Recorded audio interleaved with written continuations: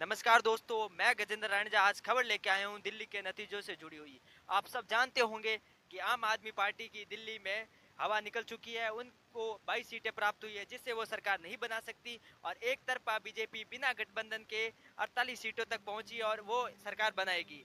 पर मैं आपको ये बता दूं कि दिल्ली में कांग्रेस का खाता तक नहीं खुला है। वो बात तो सबको पता होगी। पर आप ये सोच रहे हो कि दिल्ली में सरकार बदलने से यमुना साफ हो जाएगी, दिल्ली की हवा शुद्ध हो जाएगी, उन दिल्ली की सड़कें लंदन जैसी बन जाएगी, दिल्ली के स्कूलों में कैम्ब्रिज जैसी शिक्षा मिलेगी, ये सब सपने में अच्छा लगता है।